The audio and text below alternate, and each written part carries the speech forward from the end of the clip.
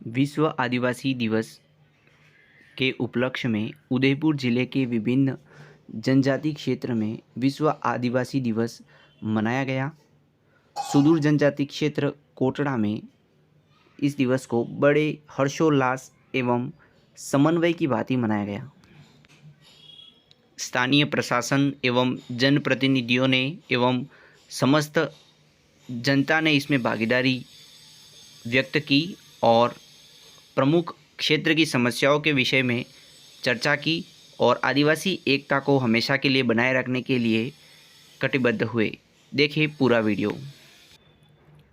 समाज सेवी हिम्मतजीत तावड़ एडवोकेट साहब का विशेष योगदान रहा। उनके भाषण का पूरा वीडियो इसमें दिया गया है। देखें, सुने, समझे और उन्हें सपोर्ट करें। कहा कि सामूहिक समस्या के समाधान हेतु सामूहिक एकता बनाए रखें। यहाँ जोड़ता हूँ, आदिवासियों का कोई मुद्दा हो सारे के सारे एक हो जाइए, बाकी ये ऐसे होते होते एक दिन सबका नंबर आएगा। 132 केवी विद्युत स्टेशन की समस्या से संबंधित बहुत बड़ी समस्या 132 केवी की लाइट की है। हमारे युवा कैसे पढ़ेंगे? पहले तो सरकारी विद्यालयों के जर्जर भवन एवं विद्यालयों में शिक्षकों की कमी। तीसरी बात, यहाँ पे स्कूलों की हालत बहुत खराब है। मेरा जितना भी युवा यहाँ से पढ़ेगा वो आगे जाके इस समाज का भविष्य निर्माण करेगा। कई स्कूलें गिर रही है, कई स्कूलों में मास्टर नहीं है, कई कई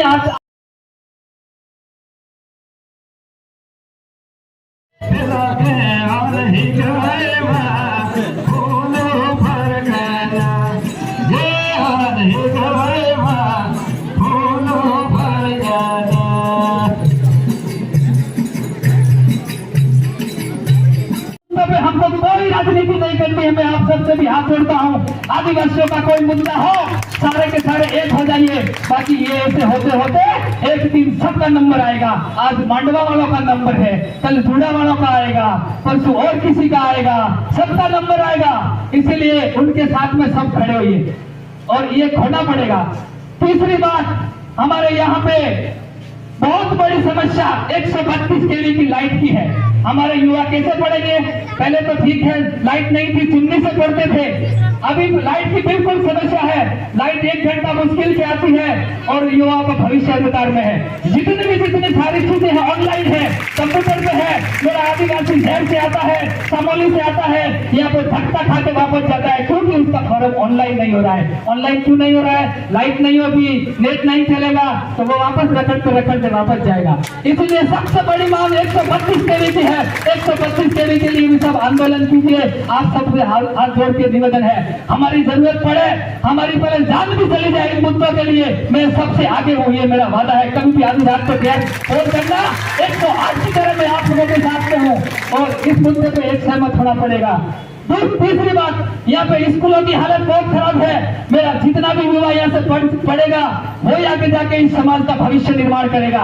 कई स्कूलें गिर रही है, कई स्कूलों में मास्टर नहीं है, कई कई आते हैं तो आते नहीं है, कई कई एफसी में लगा रखे हैं। स्कूलों की हालत बहुत खराब है। इसलिए ये कुछ मुद्दे ऐसे हैं जिन मुद्दों पे ये मूल मुद्दे हैं, इनमें किसी प्रकार की कोई राजनीति नहीं होनी चाहिए। मैं आप सबसे हाथ जोड़ के निवेदन है, ऐसे मुद्दों पर सब साथ रहिए। और दूसरी बात, फिर चौथी बात यह है कि वन अधिकार के अंतर्गत जितना भी ट्राइबल बैठा हुआ है, वन अधिकार के अंतर्गत भी मैं कुछ घटनाएं देखता हूँ। जबरन हमारे लोगों को खदेड़ने का प्रयास किया जाता है वन अधिकार के नाम पे। तो मेरा अगर कोई अधिकारी अगर है या बैठे हुए तो ट्राइबल के साथ में अन्याय नहीं के लिए हमारे लोगों ने जंगल को बर्बाद नहीं किया है। जहां जहां हमारे लोग हैं उन्होंने हमेशा जंगल की रक्षा की है, जंगल को बर्बाद किया है। मैं जानता हूं, मैं एविडेंस दे सकता हूं, प्रूफ दे सकता हूं। हमारे यहाँ पे ये लांबा अंदूर के अंदर ये था सागवन, मेरे पास एविडेंस है। जितने भी बड़े बड़े अधिकारी थे, जितने भी ठेकेदार थे, सब पूरा सागवन काट के ले गए यहाँ से। हमारे लोगों ने कौन से बड़े बड़े महल बनाए, कहाँ सागवन लगाया हमारे लोगों ने, सारा काट के लेके गए उसमें। मेरे पास प्रूफ है उसका। इसलिए हमारे लोग जहां जहां भी है उसमें भी अन्याय मत कीजिए। आप लोगों से हाथ जोड़ के निवेदन है। और हमारे लोग कहीं पे भी अगर किसी भी ऑफिस में आते हैं तो इनको कई बहुत दूर से आते हैं किराया भाड़ा करके, इनके साथ में मेरा पूरा प्रशासन बैठा हुआ है। कोशिश कीजिए हमारे इन लोगों के साथ में न्याय हो जाए, क्योंकि ये लोग कोई कानून जानते नहीं है और कोई योजनाओं को जानते नहीं है। इनको आप हम सब क्या कर्तव्य है, हम सब मदद करें इनको मिलके, और ये आपके और हमारे भरोसे पे है। बड़ी आंच लेके आते हैं ये हमारे यहाँ पे, हमारे साथ ये न्याय हो जाएगा, हमारा ये काम हो जाएगा। और कुछ लोग अहंकार वर्ष, कुछ अधिकारी वगैरह हमारे जैसे लोग उनको अगर भगा देंगे तो वो उनके साथ में बहुत बड़ा अन्याय है। इसलिए हम सब का कर्तव्य है, हम सब की जिम्मेदारी है, इन लोगों के साथ में, हमारे लोगों के साथ में कहीं न कहीं न्याय करें हम सब मिलके। ये हमारे आश्रय पे है, हमारे सबके आश्रय पे है। इसलिए आप सबसे निवेदन करते हुए मैं अपनी वाणी को यही विराम दूंगा, आगे वक्ता बहुत भी है। जय हिंद, जय भारत। क्रिमिनल टाइड एक्ट में ये था, कहीं भी अगर कोई घटना होती थी, आंदोलन अगर आदिवासी करता था तो उसको अंग्रेजों ने थाने बना रखे थे, उनकी छावनियां बना रखे थे, वहां जाके उसको हाजिरी देनी पड़ती थी। और जन्मजात आदिवासियों को अपराधी घोषित कर दी गया। क्या हमारे माथे के ऊपर, हमारे युवाओं के ऊपर, हमारे आदिवासियों के ऊपर अपराधी का कलंक लगा दिया गया उस समय। आप जाके देखिए, वही कानून अभी तक चल रहा है। यहाँ पे हमारे कानून के रखवाले बैठे हैं, मेरे को भी 15-16 साल कोर्ट के अंदर हो गए। कानून सारे अंग्रेजों के बनाए हुए, इस सारे उस समय के बनाए हुए हैं, और ये कानूनों के ऊपर हमारे साथ में आज भी खानदान साहब यहाँ पे बैठे हुए हैं। मैं कह रहा हूँ, आज भी किसी भी प्रकार का मुकदमा बनाना हो, दारू का मुकदमा बनाना हो, मेरे आदिवासी को पकड़ के लाते हैं। कोई आर्म्स एक्ट का मुकदमा बनाना हो, मेरे आदिवासी को पकड़ के लाते हैं। किसी भी प्रकार का हथियार का एक्ट बनाना हो, कानून बनाना हो, मेरे आदिवासी को पकड़ के लाते हैं। मैं 15-16 साल से वकालत कर रहा हूँ, मुझे मालूम है, मेरे आंसू आ जाते हैं कभी कभी। तो मेरा आदिवासी इतना अपराधी, किसी को तो कोई कहते हैं भाई साहब मेरे पास में कोई दारू नहीं था, मेरे जबरदस्ती भूख खलाया और मेरे को अंदर ले जाकर बंद कर दिया, दारू का मुकदमा बनाया। मैं कानून के रखवालों से भी हाथ जोड़ के कहता हूँ, मेरे युवाओं को इतना उनका कैरेक्टर खराब मत कीजिए। मेरे युवा भविष्य में पढ़ रहे हैं, नौकरी लगेंगे, उनका कैरेक्टर खराब हो जाएगा तो वो नौकरी नहीं लग पाएंगे और चुनाव नहीं लड़ पाएंगे। मेरे इस समाज का भविष्य इन युवाओं के हाथ में है। आने वाले लीडर यही हैं, आने वाले कलेक्टर, IAS, IPS, तहसीलदार, पुलिस में यही जाएंगे और ये मेरे समाज का परिवर्तन करेंगे। मेरे समाज का भविष्य है ये, और इनका कैरेक्टर खराब मत कीजिए। मैं आप सब लोगों से हाथ जोड़ के निवेदन करता हूँ, मेरी ये बात अगर कोई आके सुन रहा है, कलेक्टर सुन रहा है, DYSP सुन रहा है, कोई अगर रिकॉर्डिंग कर रहा है, मेरे ऊपर जनप्रतिनिधियों से सबसे निवेदन है, अधिकारियों से निवेदन है, मेरे ट्राइबल के साथ में अन्याय मत कीजिए।